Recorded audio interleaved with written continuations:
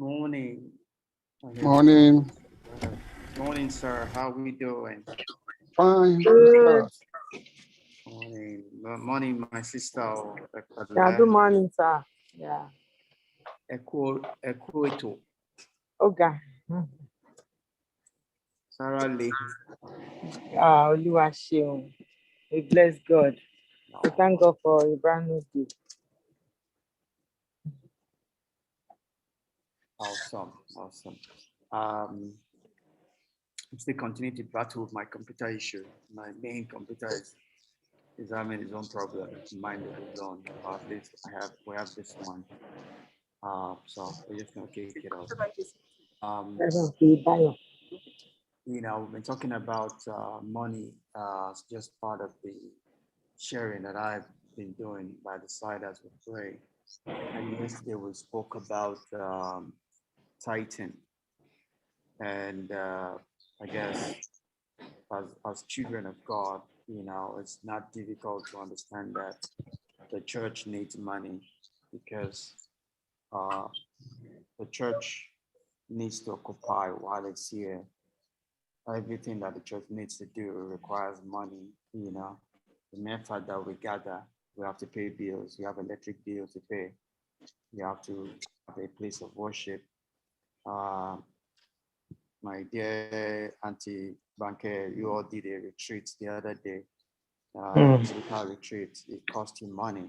You have to buy the club, even though you gave it free of charge to the people concerned. But it wasn't free of charge, so all of you all had to contribute money to make it happen. And various other things we do. So the house of God needs money. And that is not new to us this day, right? That has been from time immemorial. When God wanted to build his temple, they required money. The same money that God had blessed them with, that they had to collect from Egypt, was from that they contributed to build the house of God. And that is not even just the house of God. Even before God told them to do that, they of themselves wanted to worship their flesh. It cost them money to be able to put up a calf. It wasn't just a calf that they did a golden calf. They knew that if it was going to be something to be worshipped, then glory has to be associated with it. So they did not just build a calf, but they built a golden calf. That is a corruption of the reality we are supposed to live.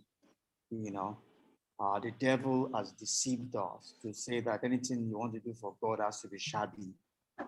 They say that you must not have a private jet because it's gospel. You must not have a good building because it's gospel. That is the lie of the devil.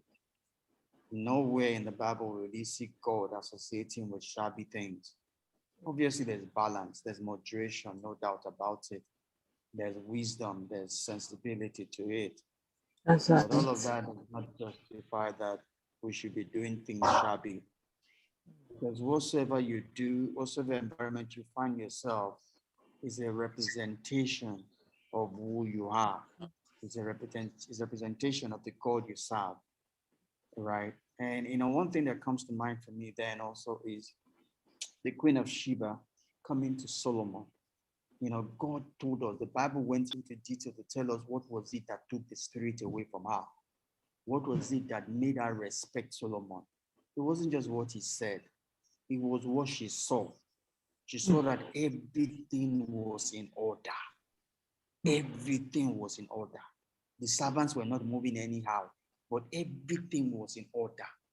It tells you what wisdom does and what wisdom represents. We should know everything you do matters, right? We cannot do things shabbily and we say we are doing it for God. We should not forget the first and greatest commandment is that whatever we do for God must be all. Jesus went to learn to tell us what the first and greatest commandment is. He's doing when you worship God with everything you have. He says with all your might, with all your strength, with all your mind, everything. Anybody that says that worship of God is just is of the devil.